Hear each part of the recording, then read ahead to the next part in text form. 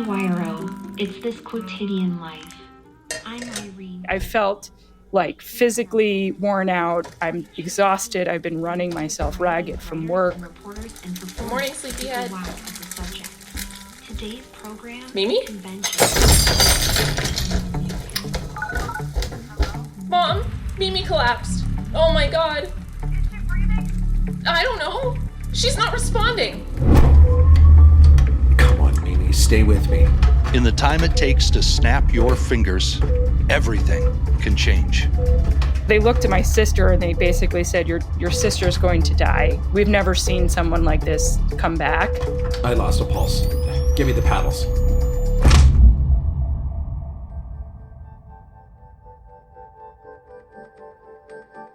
The swift and indiscriminate strike of a blood clot is as instantaneous and devastating as any other catastrophic bodily occurrence.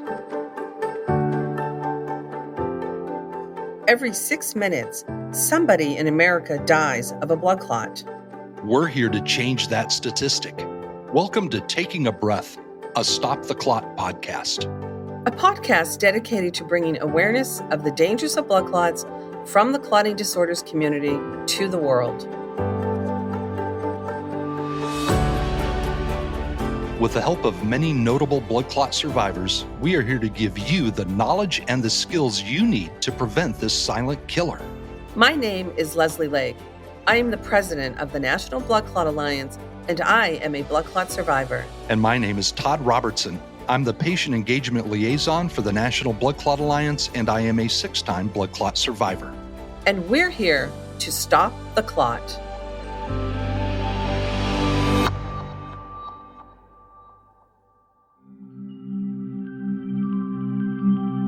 In the all too familiar loss of life cut short, some stories of survival are nothing short of miraculous.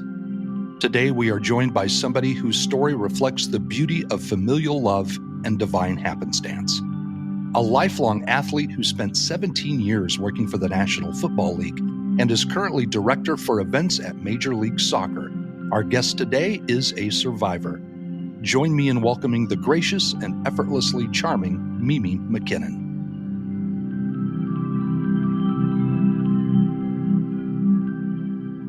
I am Mimi MacKinnon. I've been an athlete since I was 5, a collegiate hockey player, spent 17 years at the NFL, and I am now the director of events at the MLS.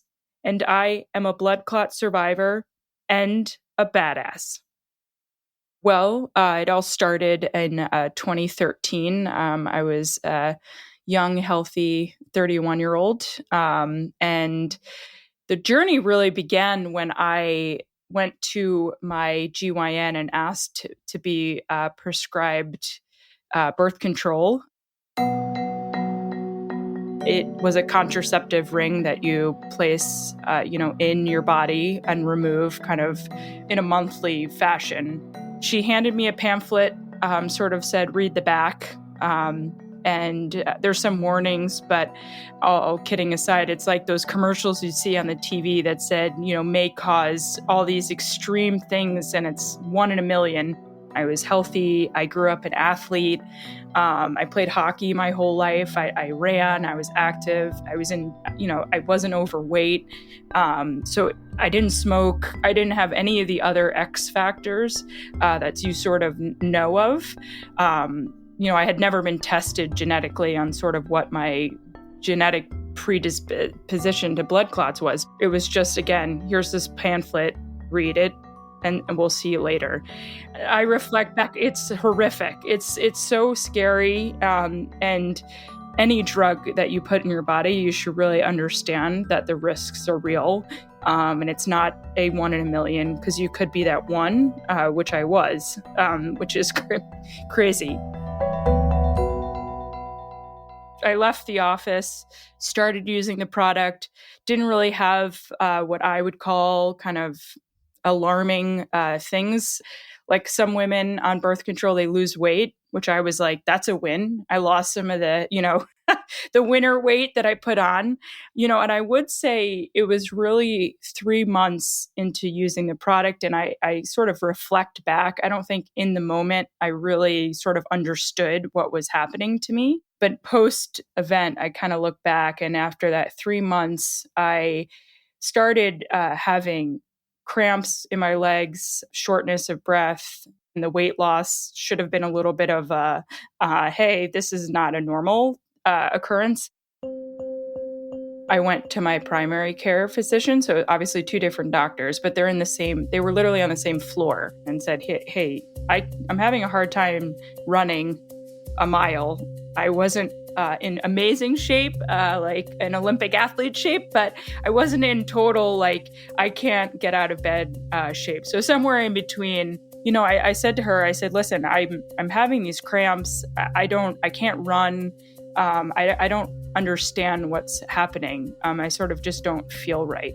And, she said to me, maybe you're just, dehydrated, maybe just kind of keep monitoring it, and sort of kind of sent me on my way with maybe it's just dehydration. So I sort of left and saying, you know what, Mimi, maybe it's just you're tired. I had been traveling a lot for work, and I sort of wasn't taking what I would consider amazing care of my body, maybe working out once a week instead of, every other day. So I sort of just said, hopefully I'll feel better.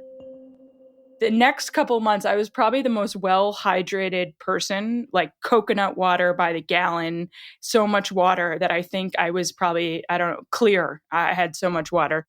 As a 31-year-old, you think you're invincible. I mean, I know I was getting up in age. I wasn't 20, but I certainly thought blood clots were for old people, or sort of people that were not like me. The pain continued. The horrible, I call them Charlie horses, but they're like this like wretched leg cramp. At any time I was doing physical activity, I was running on the treadmill, and for 2 minutes, I'm like gasping for air, which again, I look back and that's terrifying, because, you should be able to walk around without gasping for air as a 31-year-old. The next 3 months, I obviously continued to have kind of signs and symptoms, and, little clots were breaking off. And again, I know that post-event. May 9th, I went on a work trip, actually got stuck in Indianapolis overnight, flew home the next day, kind of went out to dinner. I would say Friday, I didn't go to work. I chalked it up to being hungover, which I look back and I had 1 beer. I'm Irish-Scottish. That shouldn't do what it did to me. I just felt crummy. I felt like physically worn out. I felt like I couldn't do anything except sit on the couch and just kind of recover. I again chalked it up to maybe 1 too many beers. I'm exhausted. I've been running myself ragged from work. I go to bed that night, and I will preface that this part of the story is all secondhand from kind of that point to forward. So I go to bed, I wake up in the morning. I lived with my sister at the time, and she worked from home, luckily. So she, had all these sort of weird divine intervention circumstances. She was supposed to go somewhere. She decided to stay home. I go downstairs and I end up passing out on the couch. My sister, obviously was there, and she's trying to, shake me awake, kind of saying, "Are you okay?" Like any good daughter, I have 2 sisters, calls my mom. She's like, at the moment, it sounded like the right thing to do. But, immediately, obviously, she got off the phone and called 911. And I was unresponsive at the time. I don't know if I stopped breathing. I think I was just passed out and sort of probably on my way to having a cardiac arrest. So they get me into the ambulance and obviously are rushing me to the hospital. My sister's with me. They revived me twice in the ambulance. They kept asking my sister sort of what was wrong with me, what kind of drugs was I on, because it wasn't making sense why someone, a 31-year-old woman, was in this state, and it was pretty bad. I was in bad shape, really bad shape. My sister was like, she's not on any drugs. She took Zyrtec for allergies, and that was the only thing she could think of. And then luckily, all these pieces sort of fall together on why I'm alive. And she knew to tell, because we had both been on the contraceptive. She knew to tell the EMT, like, hey, listen, she's also on this. And luckily, the EMT was a younger guy. He had seen one case like this before, and he knew that it likely could have been a blood clot from the contraceptive. He ended up giving me a shot, kind of clot buster, which not many ambulances carry that. I think it was sort of a unique to the area and to the hospital that I went to. So he ended up giving me that shot, which, slowed down any more clots from kind of getting to my heart and damaging further. And this piece will come important later, is that, they looked at my sister and they basically said, your sister's going to die. Like, this is, you say goodbye. This is not good. We've never seen someone like this come back. Get to the hospital, and they had just started using this process where they lower the core body temperature to about 90 degrees. So they put you in an induced coma and sort of lower your body temperature to slow any further damage. So slow your brain function, kind of slow your organs. So they kept me induced for about 48 hours. Excuse the funny stories. I always tell funny stories because, it's sort of a dark situation. So my family obviously had all come from wherever they were to go to the hospital, and it's a grim scene. I'm in the ICU. It's sort of I'm incubated. I'm sort of all hopped up on whatever, not responsive clearly. So they came in and they're with me, and another family friend of ours comes and says, hey, listen, you guys have been here for so long. Why don't you go get some food? I'll sit with Mimi. I'll keep her company, and I'll keep you updated if anything changes. I think it was, they left maybe an hour to go get some dinner. And a family friend calls my dad and says, you may want to come back. Mimi's up. She basically came out of the coma herself, and is asking for you guys, kind of asking, like, where is everybody?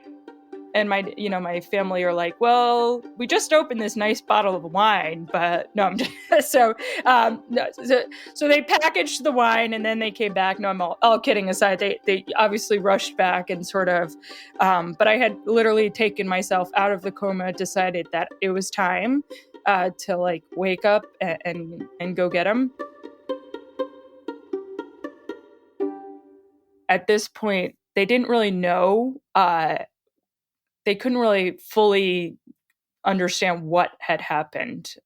They were doing all sorts of tests on me. I think at one point they said I had lung cancer, like all these other sort of ancillary diseases. My parents were like in a roller coaster of emotion, thinking, "Oh gosh, does she have lung cancer? Is this what's happening?" They finally moved me out of the ICU and up to the cardio floor, where my improvement progressed throughout the 2 weeks. It was interesting in the beginning. I think just because of the traumatic event, my speech was slow. Kind of, I felt like I was talking, but I was on have you ever seen the 50 First Dates with Drew Barrymore? It was like every day I'm like, what day is it? I was very focused on like when I came in, what day it was, repeating myself. But again, people were like, you just went through sort of an event, like be patient and like hopefully this will start coming back. And it did. It's sort of, I would write things down. I would write who the people I saw that day. So again, I could sort of just kind of slowly start warming back up. And I was seen by millions of doctors. recall some med students coming up, and they were like, this is a once in a lifetime case. So they were studying me and why I was totally normal. So it was sort of just like a crazy outer body, literally, experience, and sort of why it was very odd once I finally understood what happened. I lost like 48 hours prior to the event, and sort of obviously the event, and then kind of a few days after. And someone, I think it was my family member, was like, did anyone die, born, birthdays? No. So it's like, don't beat yourself up for not remembering it.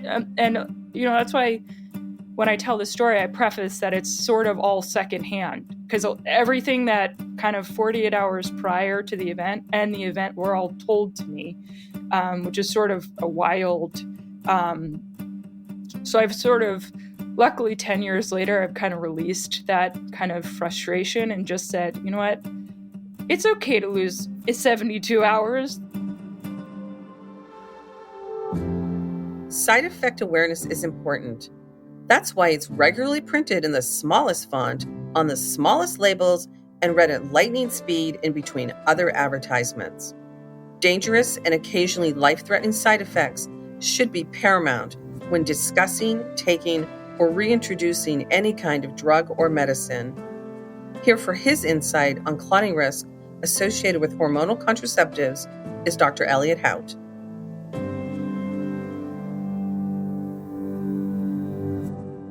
So, hormonal birth control is a risk factor for blood clots. And unfortunately, we hear every year, and it's on the news all the time, of young, otherwise healthy women who have a diagnosis missed and die of a pulmonary embolism. And the reason people think it happened was their hormonal birth control. Every hormone you take, hormones do lots of different things in the body. They control kind of everything, a little bit of this, a little bit of that. And one of the things that some of the hormones can do is change the way your blood is prone to clotting. So say your normal level of clotting is some percentage or something, and that's kind of the normal level where you usually stand. If you take these hormones, that might increase the risk of you having one of these abnormal blood clots. So in patients who are on oral contraceptives, we always have to ask that question. Every time there's one of these symptoms on the Stop Clot list, swelling of the leg, tenderness of the leg, chest pain, shortness of breath, if a young, otherwise healthy woman presents with those, it's absolutely critical to ask, are you on oral contraceptives? Because these hormones can change things. And what you might think is, a normal 25-year-old would never get a blood clot like this. Now, if they're on an oral contraceptive, you might have to do some testing to try to figure that out, rule it out. And the worst thing we want to hear is that this diagnosis was missed. And, a young woman, their entire life ahead of them dies because we didn't diagnose the blood clot fast enough.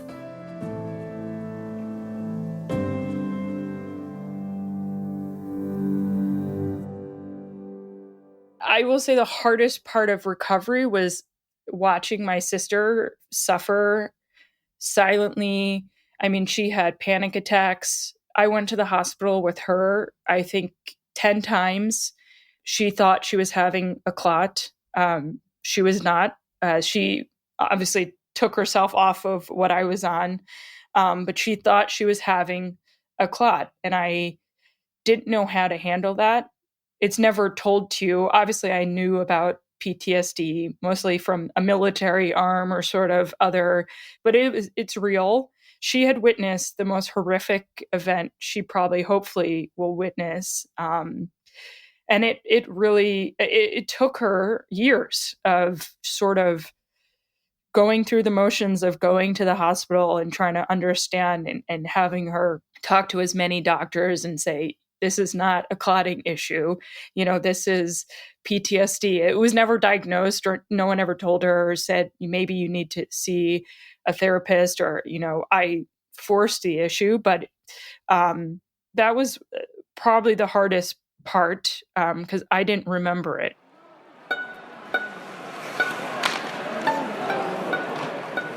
I was never a runner. And it's funny because my sister, we're all hockey players, as I said earlier. My sister always jokes that she's got like thick legs, like heavy. She's so muscular. I'm a little taller than her and shaped. I was a goalie. She was a defense woman. And we have another sister, too, an older sister. And us running is terrible. It's like literally painful. I'm like, why do people do that? And especially 26.2 miles. Like, why on earth? But the NBCA had these openings on the team, and I went to my boyfriend's brother's Ironman. That I'm not into yet, but we'll see. And we were driving back from Lake Placid, and it's just like, I'm an athlete at heart. I'm getting goosebumps when the airplane flies over and the anthem plays, and sort of all the juiced up feelings before the athletes are running into the water, and kind of the finish of that event is like incredible. People have been, working for a year up to that. And fast forward, I'm driving home. And I had said, yeah, maybe I'll run it. I had done some smaller races, and I'm like, I'm going to do this. And it was probably a little closer to the day than an average trainer or someone training for it would do it. And I'm like, nope, I'm doing it. And I called my sister and I said, do you want to do this with me? And she said, yeah.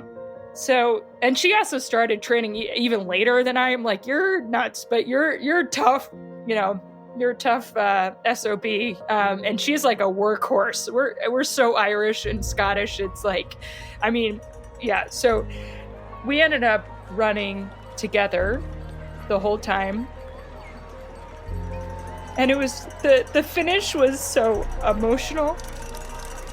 And it was sort of like, we made it through together. And I also think it signified like her strength. And I just think it was like this beautiful moment. We held hands, we crossed it, and it was an awesome day. It's nuts that it really hits me every time I talk about it. And it was a special moment. And I think it really signified sort of, not so much the end of the journey, but it sort of like capped it, like, we're going to be okay, And we both broke down into tears, and it was, got the ugly cry picture at the end. Then we got those ridiculous blue capes, and we were walking around afterwards, and afterwards we went to a party, and it was, we had all our friends and family there, and it was just a really, a special moment. Something I never thought I would do. It challenges your mental, your physical. 6 years after the whole incident, I'm finishing a marathon, which is just crazy to think about. So, it is interesting. Whenever I talk about that moment, I get very choked up. So it's obviously still rawer than I remembered it, but. And I think for her too, it was like I said, I think I said it earlier, but for her, it was sort of kind of closure, like, we are okay. We did this together, and sort of, I think it was, who knows if she'll ever be fully healed, but I think, again, it was sort of the end cap of kind of her emotional journey in the whole incident. You're an athlete. I always think of you as an athlete. But we have a lot of people that come to NBCA that are athletes also. And this really, no pun intended, kind of stops people in their tracks. So what was the process like for you to come back as an athlete? Because we kind of went from, you're playing hockey to you're running the New York City Marathon. But there was a process for you to get to the point where you could do that. And so talk about that.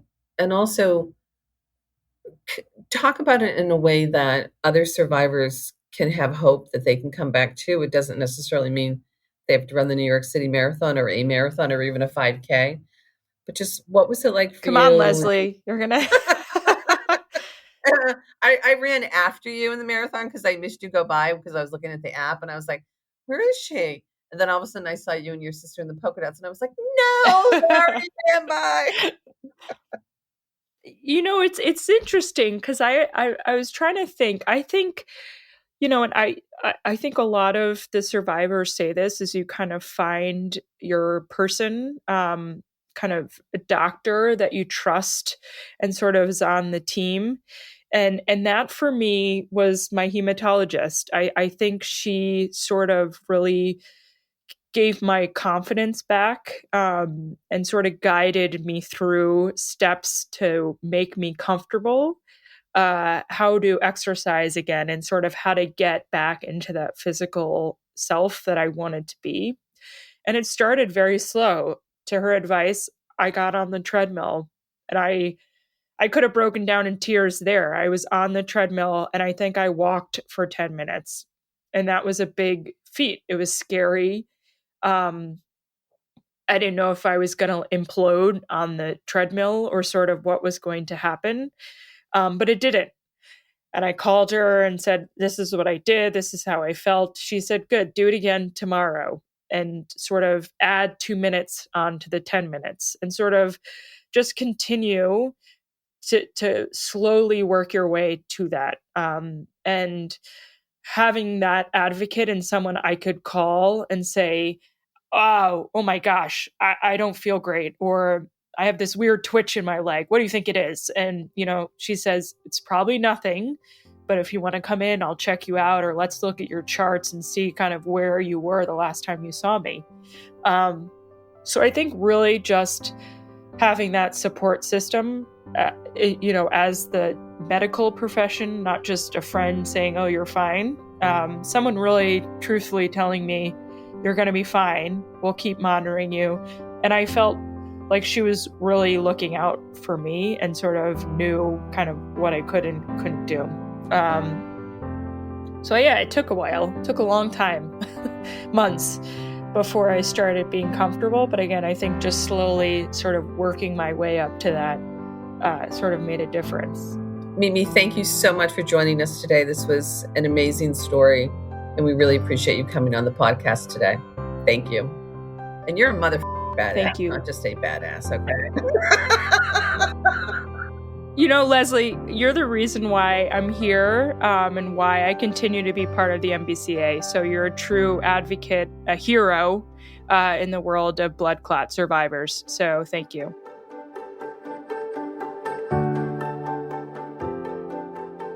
It's been said many times over that it takes a village, but no matter what we go through, thanks to the care and support of the ones we love, we never go through it alone. It's through the strength of our community that we continue to empower, to advocate, and to overcome.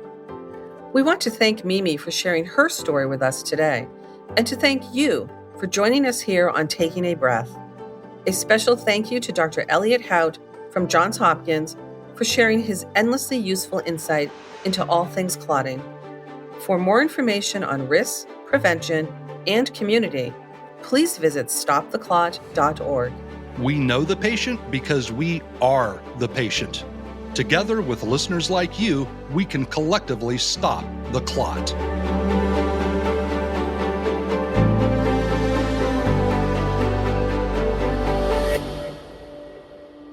Another Everything Podcast production. Visit everythingpodcast.com, a division of Pattison Media. Subscribe wherever you get your podcast,